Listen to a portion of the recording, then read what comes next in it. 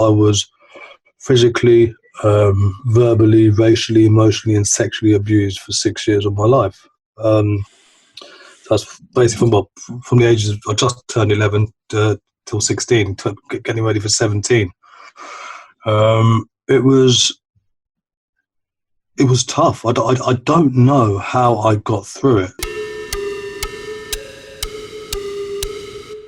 Hello, everyone. Good afternoon, good morning, good evening, whatever time you're listening to this. Welcome to That's Your Opinion podcast with Tez and Chris. We've got a very special guest. But before we introduce our guest, Tez might be joining us. She might not, don't know. So she might join us. So like and subscribe to our channel, and you can listen to this on iTunes, Spotify and other podcast platforms. So we've got a special guest today. We've got Saf. If you don't know who Saf is, I'm sure by the end of the podcast you're going to know who Saf is. He's a man after my own heart. He does a lot of work in recovery, in substance misuse. So without further ado, Saf, how you doing, mate? Hey Chris, I'm so happy to see you and hear you, and I can see this technology is amazing. We've met without meeting. It's beautiful, isn't it? I'm great, man. How you doing? You okay? Yeah, thanks for having me. Thank you so much for having me, and it's great to be of service in one way, I hope.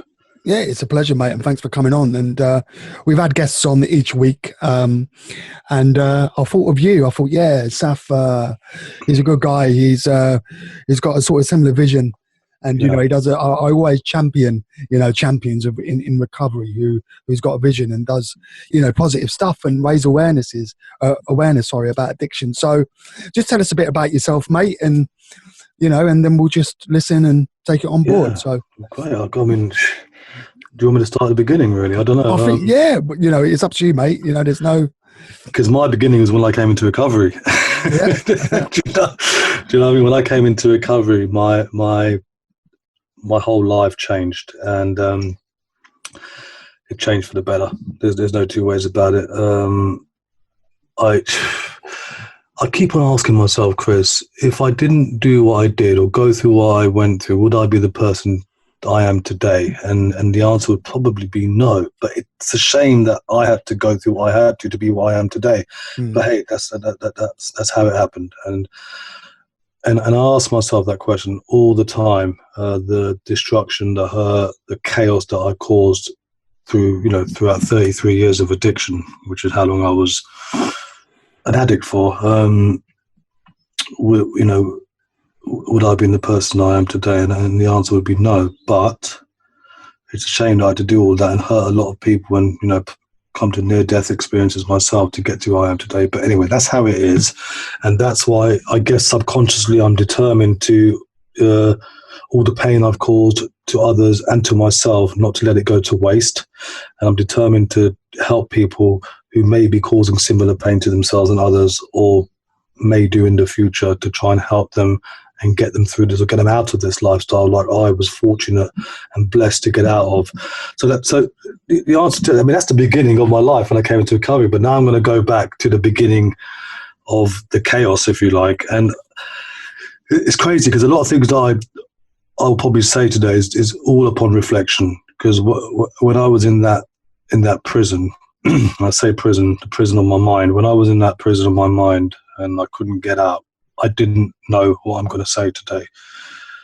I was born 2.5 months premature, and as soon as I was delivered, I was put into an incubator because obviously I was very weak and close to death. As soon as I came through the incubator, I was adopted by 2 lovely parents from London. They were parents who believed in the Islamic faith, but the ancestry, the heritage of the Hindu converts living in London. They couldn't have children, and they adopted me, and I spent the first 7-8 years in East London on Cannon Street Road in Whitechapel, just around the corner from Ronnie and Reggie Cray. Basically, I think they got nicked around the same time when I was living there. So I was never held or by my birth mother. There was never any connection of anything once I was delivered, and I only found this out when I was 18. when I was at university, first of three, because I got kicked out. So, and I know after speaking to a lot of people and studying a bit of psychology myself, I do believe that there could have been some kind of impact in later on in life because of that situation, that incident that happened from the day I was born. But anyway, I had a lovely life with my parents, but I was the only child. Lived in the East End. A lot of, I mean, I could go through the whole schooling system, but I think I wanted to mention that in particular, Chris, because I believe, even though my parents who adopted me loved me very much, I believe that they can't have a maternal bond or a paternal bond because I wasn't really theirs. Even though I was 3 days old and 2.5 months premature, I was probably more than theirs because I shouldn't have been born really, but I was with them. But anyway, so I was born in Bradford.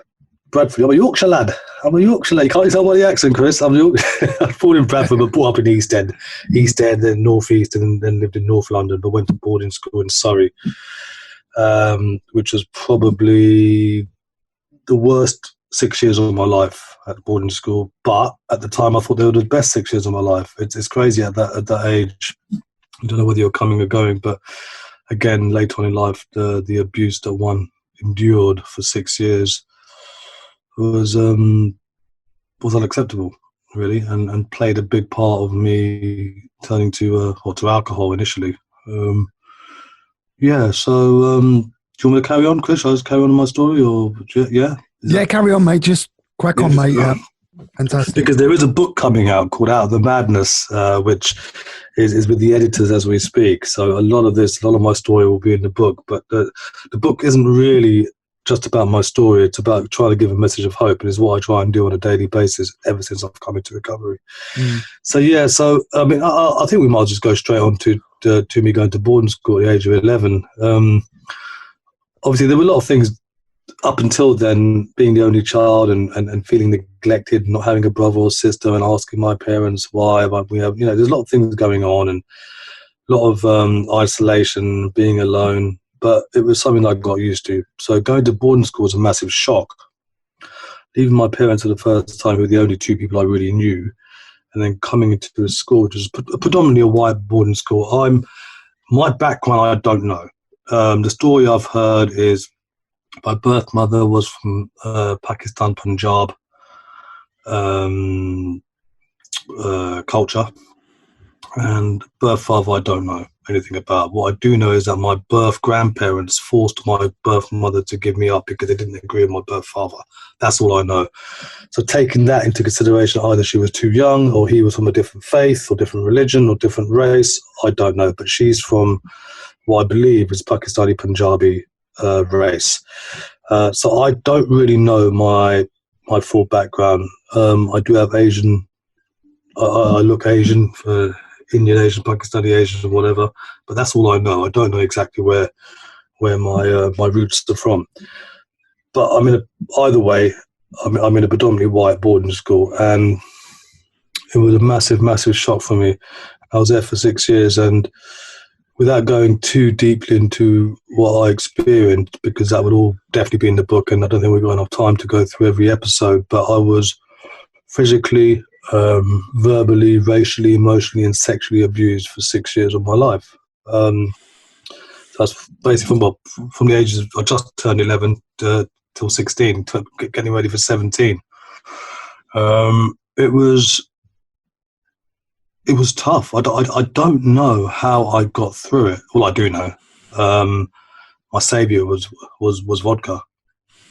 My saviour was vodka, and what the vodka did for me was it helped me get through the week that I just experienced and got me ready for the following week, really, because it started off on a weekly basis. And I remember my first drink, it was in the funny kind of way, I was sort of accepted then by my own peers. It's like I'd come alive. It's like I was born for the first time at school. And this is about 6 months, or my first year at school, because we were getting wedgies on a regular basis, baseball bats crossed out, smacked on our knees. We were getting dead legs. I even had a little game of Russian roulette with one of the seniors, not knowing if it was loaded or not. It was just crazy, crazy stuff. Hanged out of windows, 10 foot high, 15 foot high, and the only thing holding me was my pants from wedgie. I mean, this is an experience that I would never have learned anywhere else. And so that's where the extremes started to come into your life then, Saf? oh, definitely. And we felt, I think you might be able to relate to this, but in the 80s especially, there was a massive code of silence.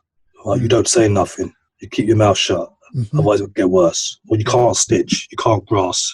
You can't sneak. Our word was called sneak, but I know grass and snitching is exactly the same thing. Yeah. So we did. We kept, so my parents had no clue. And we sort of, it was their reason was like, this is for you to man up. This is for you to become a man. Yeah, you got to take this. This is what you do. This is what was instilled in our minds. Don't forget, I'm 11 years old. Drank a bottle of vodka. While my two mates I was with, they were drinking 2 bottles of cider each. My first ever drink, neat. Must have downed it in about 5, 6, maybe 7 gulps. 3/4 of a litre bottle of vodka. I remember it today. It was in Farnham. Boarding school was in Frensham in Farnham in Surrey. And I was off my face. I was gone. Paralytic. I don't remember, but quite apparently across the road, went flying in, smashed my head open, got in a taxi. Anyway, got caught by the headmaster. Next thing, I'm in hospital with tubes in my stomach, getting my stomach pumped. This is my first, and this must have been a Friday evening after school because we were boarders, and came out of it pretty quickly. It's a Sunday. I think by Sunday I was back at school, and all I was worried about is my parents finding out. Well, they were happy not to tell my parents. I was happy they didn't tell my parents. So it was great because in those days, was it £6,000, £8,000 a year, which was a lot of money in those days for boarding school fees. Would have been a very good chance that the school would have missed out on that, especially with my first year as well. So it was in their best interest. Now I see that my parents weren't told. It was my best interest because I felt ashamed and I felt I would have let them down if they'd found out. So it's sort of a win-win on both sides. But obviously, upon reflection, my parents know I'd like to think they would have taken me out of that situation immediately. And the rest that I'm going to talk about may never have happened, but it did.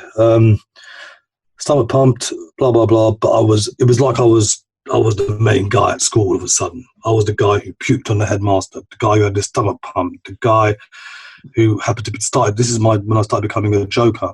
I remember Monday as well. It was our turn to do assembly, and I changed my whole assembly script and did it on alcoholism. I thought it'd be funny because of what happened the Friday before. Again, I got punished for that. So alcohol was a savior for me. It really was. And so basically from the age of 11, whether it was a celebration, whether it was a commiseration, whether it was getting through, I call it survival and fear. Because of those two things in particular, alcohol saved the day. Simple as that. And of course, eventually, the more I drank, the more I liked the effects it produced, the more my tolerance level went up. And from once a week, it became twice a week. And obviously, education was never a part of my 6 years at boarding school whatsoever. But whilst this was going on, the dead legs were continuing, the baseball bats were continuing, the racial slur, the racial abuse is continuing.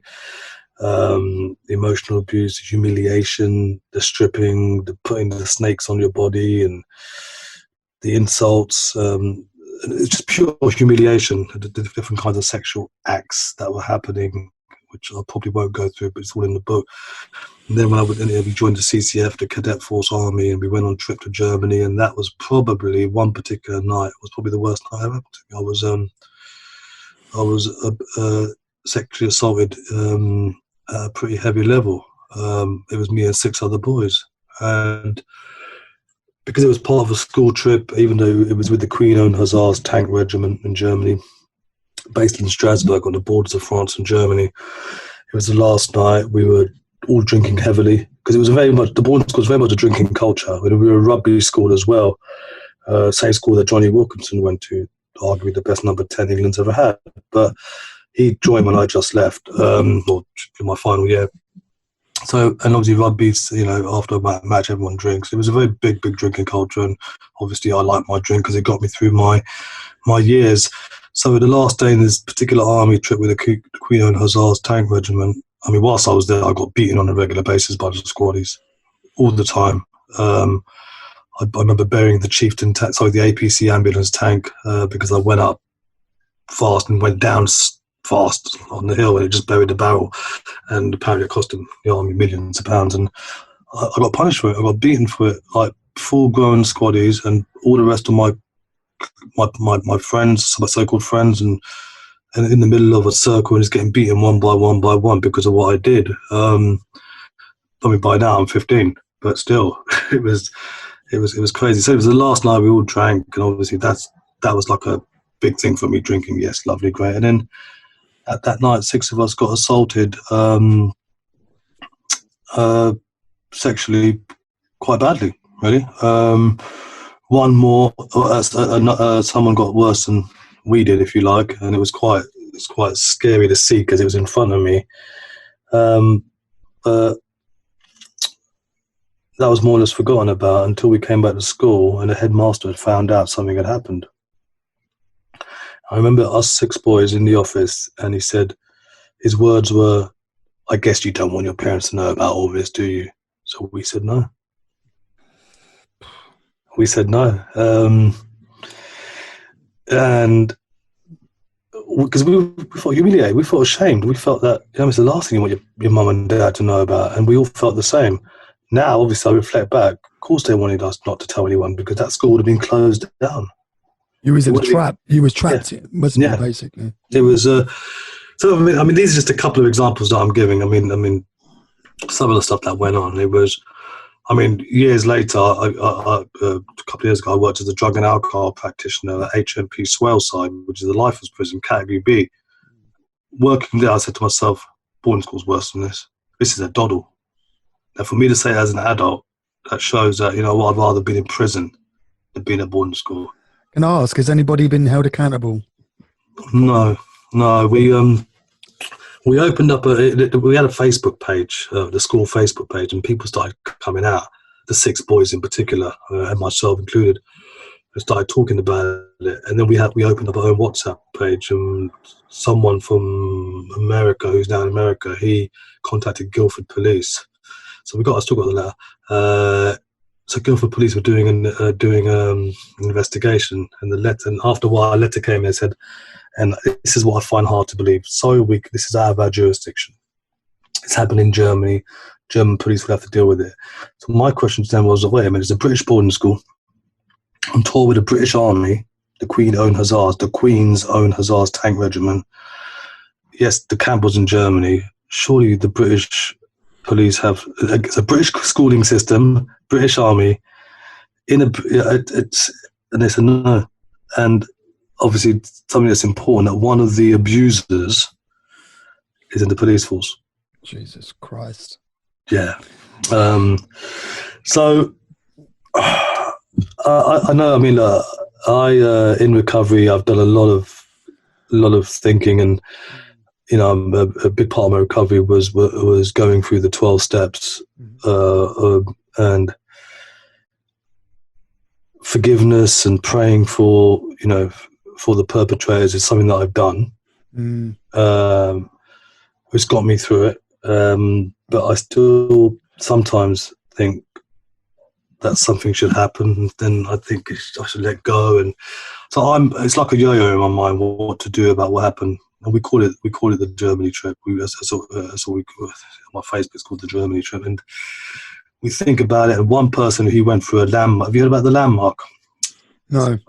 You got it's like you got these groups, these conferences that they open over the weekend, and it's about personal growth and stuff. Landmark is quite a famous one. And so from him going to I've learned the DeMartini method. So it's this sort of similar sort of things, and you got the Tony Robbins method and stuff like that. This is the Landmark is quite a famous one, probably the most famous one in England anyway, I think.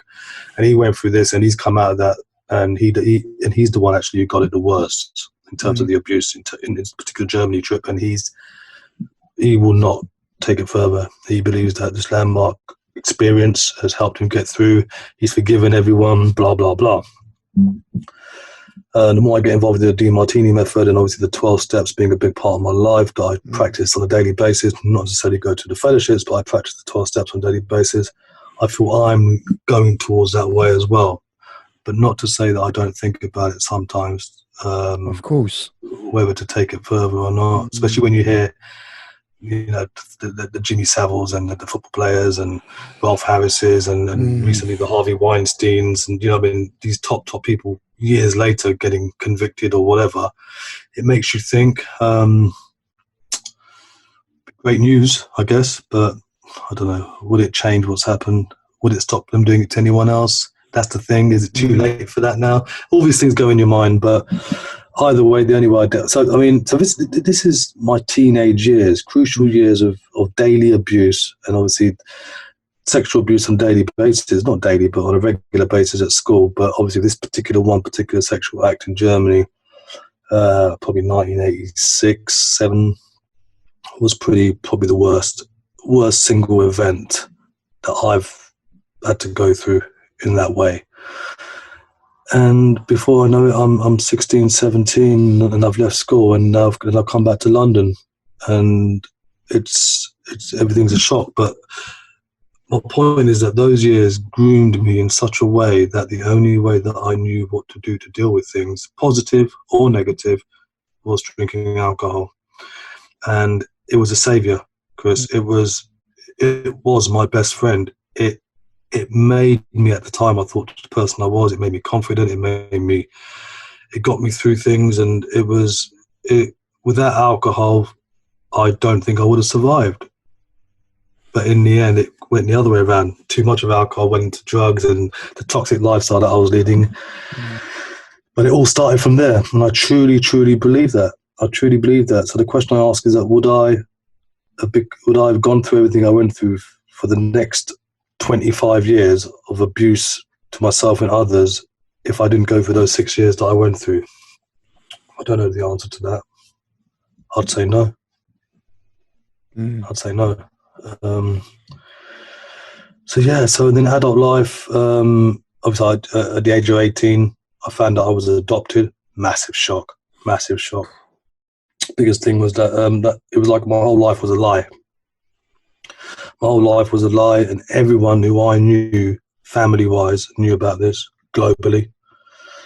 And I don't know what I felt. What I did know is that today I found out I went to Bolsover Street in Portland, Great Portland Street, where my university was, and went in the bar and got absolutely smashed. Again, the only way I knew how to deal with things.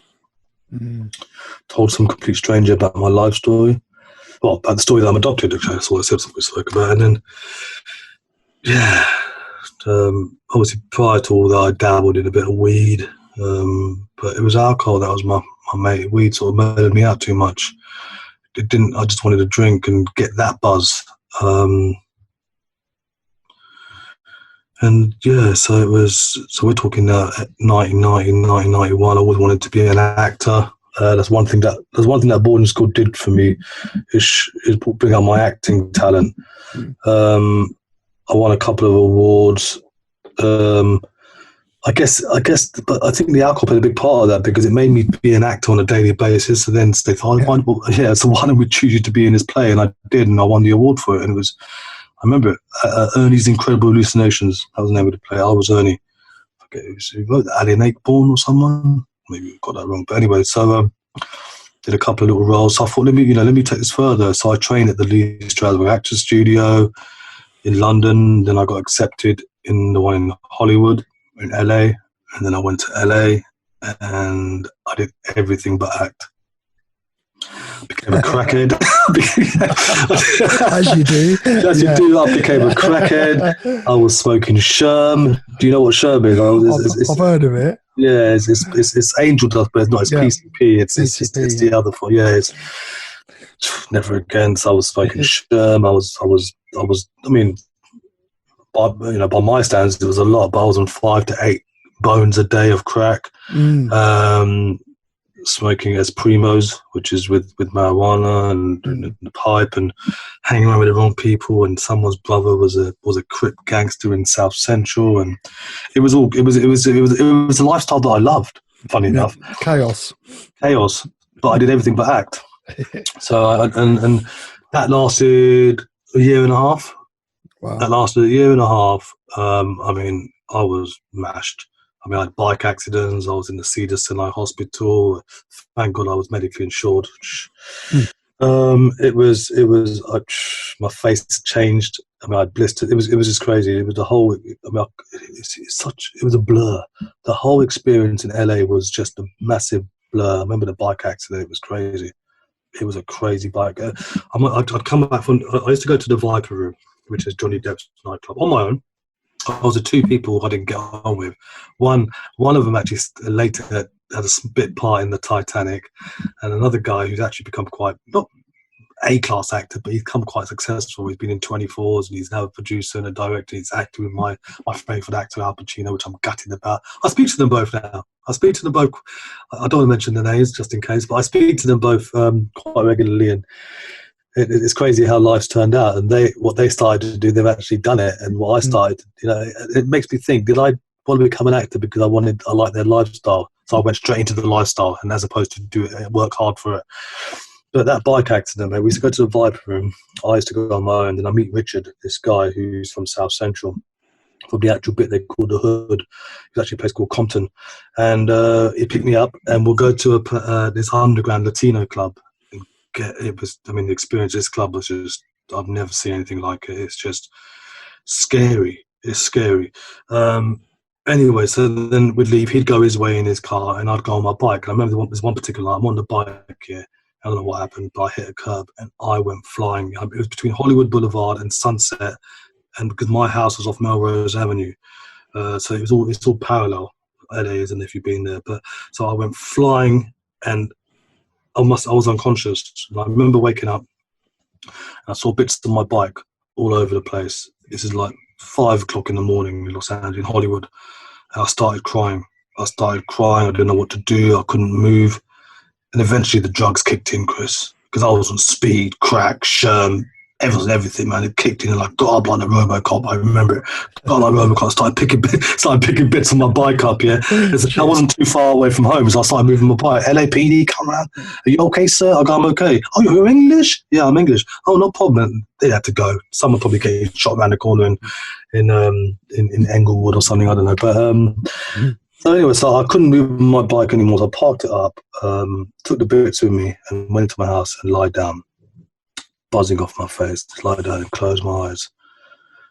I remember opening my eyes, and I saw 5 people, big muscly guys, Ray-Ban glasses on, hair slouch. What's going on here? They only happen to be the ambulance men. In LA, everyone looks good, Chris. Even the ones that don't look too good, they still look good. The ambulance, the 2 people I was with, they called the ambulance because I saw the state of my knees. And anyways, the next thing, I'm in Cedar Sinai Hospital in Hollywood getting treatment, but it didn't stop me. As soon as I came out, I was back on it, back on the crack, back on this, and I think going to LA, trying to be an actor with people I didn't like. In particular, I chose something else. I found a guy from South Central, lovely, gangster capital Los Angeles, that appealed to me. Introduced me to crack, beautiful, another drug I never had, that appealed to me. Had a bit of sherm, appealed to me. Cannabis was great, alcohol, this is it, this is my life. Then I ran out of money. I blew my last lot of money in Vegas. I remember the day I asked my parents to send me the money. I came back, and my mum couldn't recognize me. I was so skinny. Chris. It was like, it was like looking at someone who's just come out of a famine. I was bones. It was crazy. It was crazy, and I mean, for her to break down in tears. And that was it. And I mean, I don't know how long we've got, Chris, but I mean, just carry on, mate. Yeah, are you sure? Yeah, because yeah. It's we've got all the time in the world, mate. Are you sure? Yeah.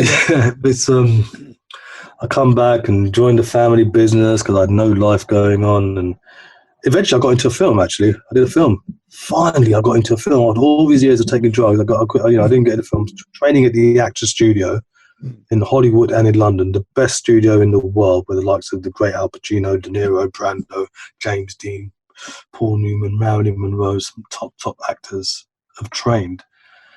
And I just got caught up in the drug and the alcohol life, which is the best way for me, because that's all I knew from boarding school and thereon. And then my mate's brother's girlfriend was a casting director, and it really is who you know. And then I did an audition, got shortlisted between myself and another guy for the main Asian gangster role. Again, gangster film that just came out. I didn't mean that, just happened that way. He got it, which I believe the producer believes that's the reason it was a flop. But that was the look that he was looking for, and he got it, and I got a bit part. But I loved it. There were some good actors in that film. Max Beasley, great actor. I get beaten up by him a couple of times in the film. Paul Chowdhury, the comedian, who I love Paul Chowdhury. I do really. Fantastic. I do a lot of work with his sister. Funny guy. Yeah, I do a lot of work with his sister. And I met him the other day, and I was so tempted. Like, we were in the same film together 20 years ago. But James Bolam, Chiwetel Ejiofor, do you know him? Say that again. Chiwetel Ejiofor. No. Top actor, mate. He was. You'll know him in a minute. He was the main actor in 12 Years a Slave. Okay. Yeah. He was Denzel Washington's brother in American Gangster. Yeah. So he was the main actor. Obviously, Thandie Newton. She was in the film, it was great. It was a great experience. But I just got off my face before every take. I was just off I had my own cabin with my name on it, Saf Buxy. Well, it was my name before I checked. It was Saf Buxy. And it was just like smoking cracks, marijuana, primos. When it was my turn to go on set, they knock on the door opened, and just like, yeah, come on, man. It was, but you know what I mean? It was just crazy, man. But because of the films, and I called it method acting, Chris, because I was getting beaten up and tried to look a bit mash up. Do you know what I mean? So, of course. So yeah, I mean, I was in 4 scenes. They cut one of them, but in 2 of the scenes, I'm getting beaten up. And the third one, my fingers are chopped off. So it was a great experience. It was great to do a feature film. It was great. It was, I must be 24 at that time, and 25 when it came out. But alcohol and drugs got me through that as well. You know what I mean? It was just incredible. A guy from school that I used to hang around with, he's a half Jamaican, half African guy. Very big and very strong and very tall even as a kid, but we became extremely close after school, and he was involved in some nasty stuff. He's 6'6", huge guy, bit of a hoodlum, quite a feared man in London, from Harsden in northwest London, and in the end he became a godfather of my kids and all that. But the lifestyle that he was involved with attracted me. So it was like the bit where the abuser becomes, without saying too much, where the abused becomes the abuser. Yeah. Not that I abused anyone at all or anywhere near the abuse that I got, but it was some kind of control or some kind of power where other people were doing their things and I was part of it, or I knew them, and that was attractive for me. And so I moved with him for many, many years. Obviously, I knew him from school, but a lot of dodgy stuff went on, mainly involving drugs, and that's the whole toxic lifestyle, really. So it was a very interesting time of my life, that was, for many years. But my drugs just went to a different level. Cocaine came into my life big time, and it was the best thing I ever had.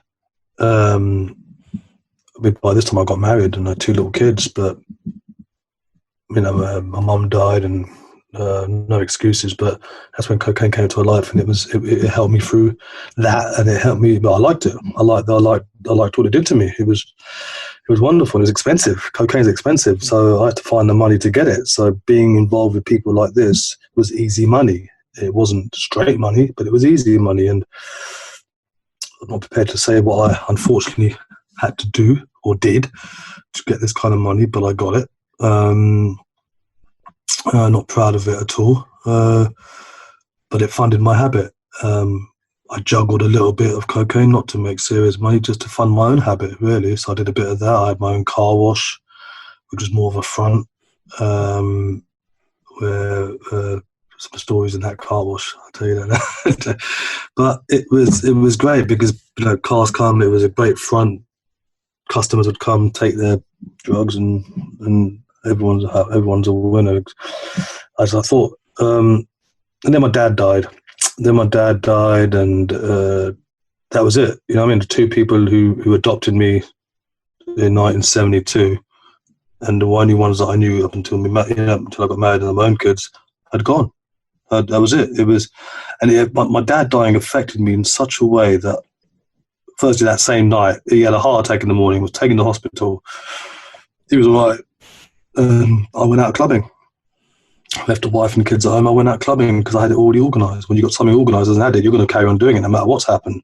Get a phone call, not pick up the phone because I was doing dodgy stuff, whatever. In the end, I phoned the missus back. She goes, "You got to come to hospital." And obviously my dad had died, and it was like one of the regrets that I'll always have, that I was off my face, and I should have been in Maidstone in Kent with my dad, who had a heart attack in the morning. Instead, I was in London doing what I was doing, and something that I'll never forget. So rather than changing after his death, it got worse. I found crystal meth. Crystal meth was introduced in my life, Chris, and I know all drugs are bad, and arguably alcohol's probably the worst one, and they make you do things out of character. But if there's one drug that really makes you do things out of character, it's crystal meth. Yeah. I can't, I don't know if you've experienced it. Yes. I can't even explain what it does, but what I can do is that it grabbed me. Yeah. It grabbed me like nothing has ever grabbed me. Even talking about it now, it's the only drug today that makes my hands sweat, makes my body tingle. That was how powerful and how filthy that drug is. It is. It took away my dignity. It took away my sanity, 100%. It took away morality, morals.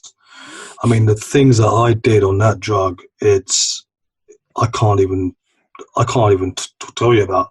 It's terrible. It's absolutely terrible. It was. I mean, thieving was a big part of it. It just you just don't care. No, I mean, you don't care. You don't care anything. But when you have that, you're just absolutely untouchable. You think it's just scary. You go to it's next level.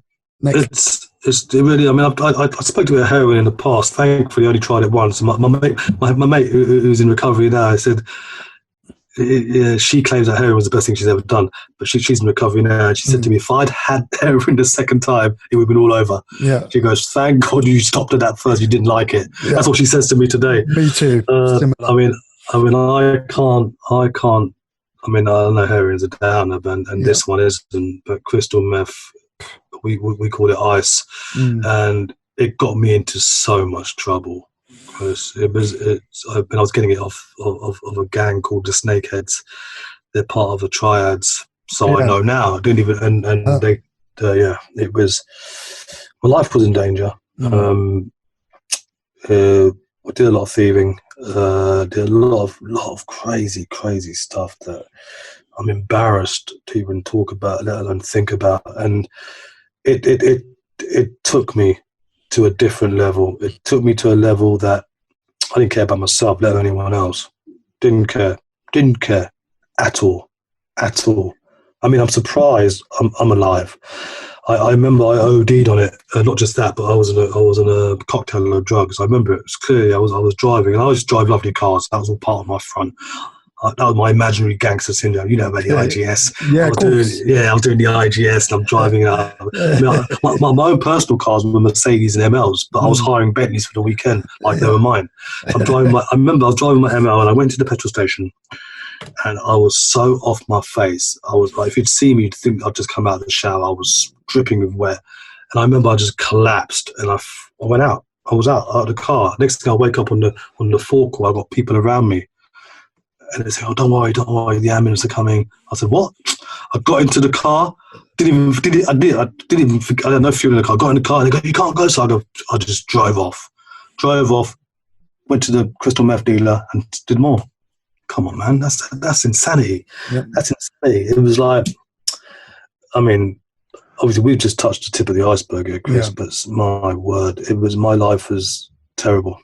It was terrible, and thankfully I had a property business, and I was earning very good money, which earning X amount of money, say for example 60 grand a month, but spending 80 grand a month because gambling came part of my life. And I'm gambling, not just gambling, but gambling other people's money whilst I'm off my face on crystal meth, cocaine, and alcohol, which would be a standard day. Yeah.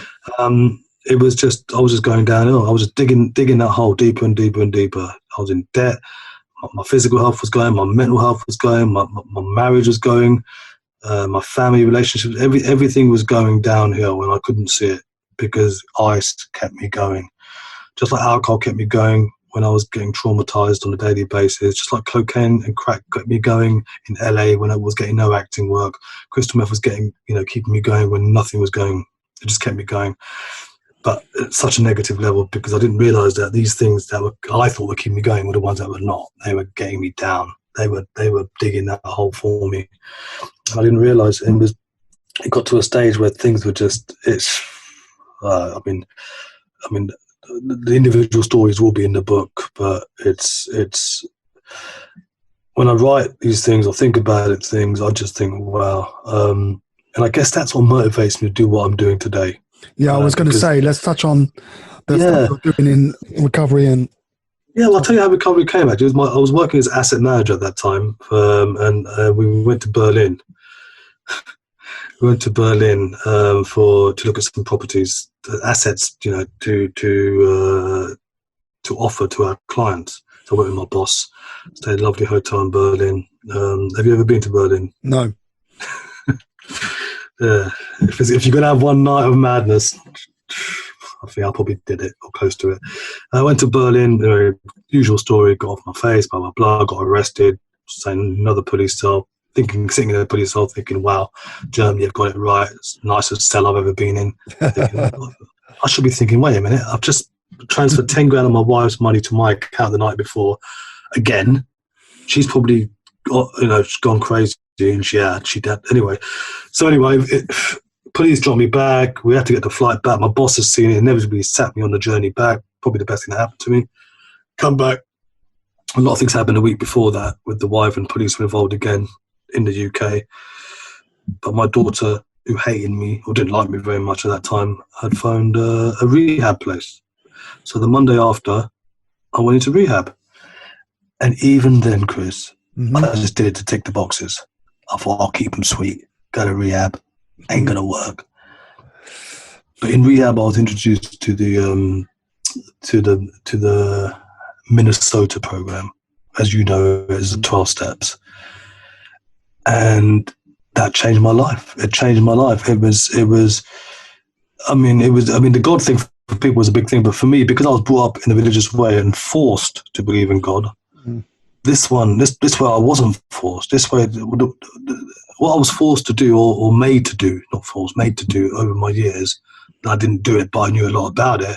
And now, in recovery, I'm getting introduced to the 12 steps, and they're talking about God. And at the end, I said, it came naturally to me. The God thing actually came, and I actually took it on board, and it helped me in the early days. So the 12 steps just was a big part of my life.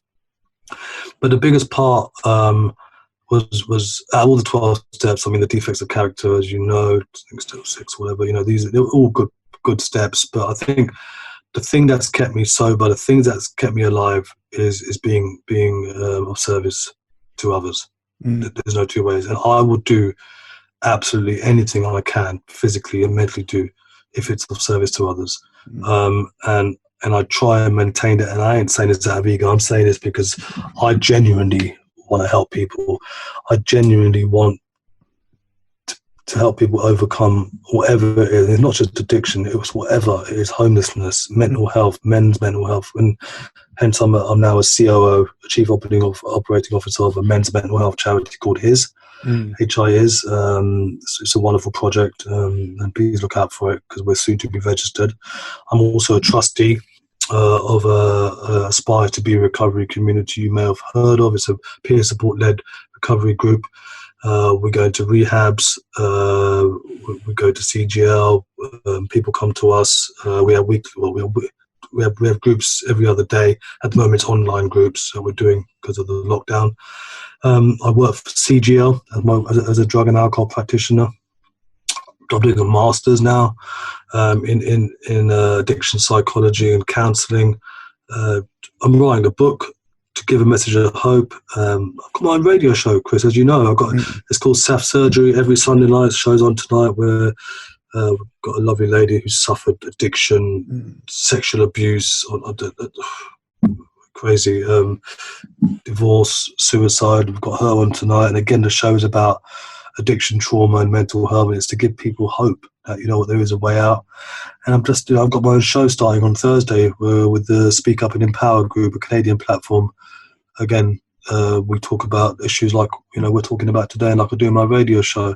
So I try and give back as much as I can. And a lot of stuff that I've mentioned is voluntarily. It all is, really, except my work at CGL. As you know, working in the charity sector, it's not about the money. It's about trying to help as many people as I can. And I think, like yourself, and working with people like yourself, I think we should work as a communion, work as a collective, because that's the way forward. All my life I've been competing with everyone else. And where does that got me? All my life I've been chasing the paper. Where's that got me? It's big part of 12 Steps has taught me is to come out of self. And I really truly believe that I've done that.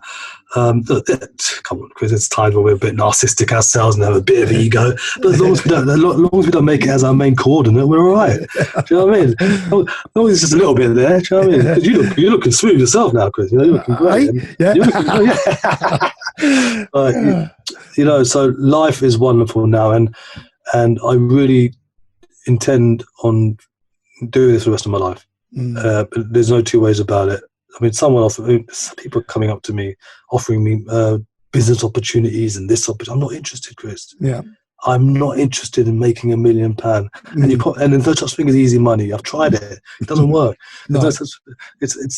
I'd rather help humanity. That's Do you know what I mean? I'd rather help you, but that makes me sleep well at night. Yeah, I've got to put some money in the house because I've got 2 kids and a wife. But it don't have to be millions. It don't have to be hundreds of thousands. Not for me. Fantastic, Saf, and it's been fascinating actually. You coming on the podcast and sharing your experience, and unbelievable, mate. That was absolutely unbelievable. You didn't get a word in edgeways. I do apologise, Chris. No, listen, mate. It's not about me, mate. You're the guest, and this is what we like to do: give a platform for others. And it's for some great insight as well. That's why I wanted you on the show. Obviously, I didn't know the ins and outs, or I didn't know any of it, but I just knew, that you're a champion in recovery, and I knew you'd be a great guest. Hey ho, look at that. Fantastic. Oh, no, thank you very much for having me. I've absolutely loved it, and I always like saying this Mahatma Gandhi quote. It's quite funny because I was never a Gandhi fan, but my favourite one is the best way to find yourself is to lose yourself in the service of others. And I truly, truly believe that. I truly believe that, and I want nothing back in return. That's powerful, and it's humility. We've gone from,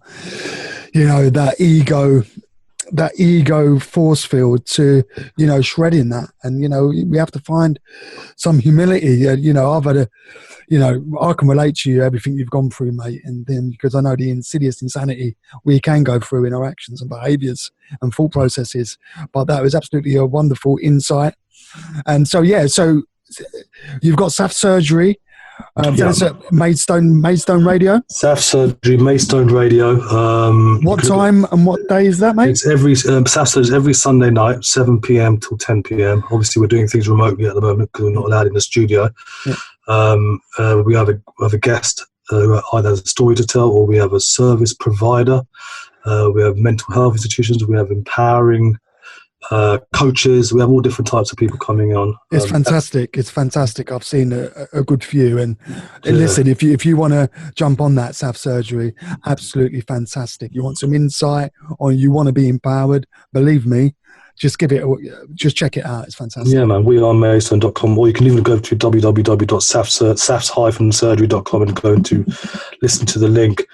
And Thursdays now, 8 o'clock UK time live, 3 p.m. Eastern time, is Speak Up and Empower. It's a real talk where I'll have real people, and it's a live show over Zoom, but it's people who have an incredible story as well, or are people who are high profiled in their field of work.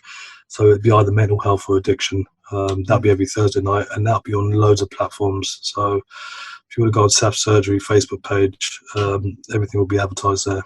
Or hook me up, Saf Buxy. Or if you want to ask me anything, info@saf-surgery.com. Yeah, we'll put the links down below. So all the information will be down there. We'll put it in for you so you can check that out. Once again, Saf, I just want to say thank you, my friend. It's been an absolute pleasure and joy having you on. And hopefully, you're a friend of the show. Hopefully we can get you back on again at some point. But wonderful. And good luck with the book. Thank you. Yeah. It'd be interesting. Intrigued, so you better get me a book and you better sign it for me. I'll sign it for you, man. Yeah. I know I would have used the pages back in the day, but that's another story. But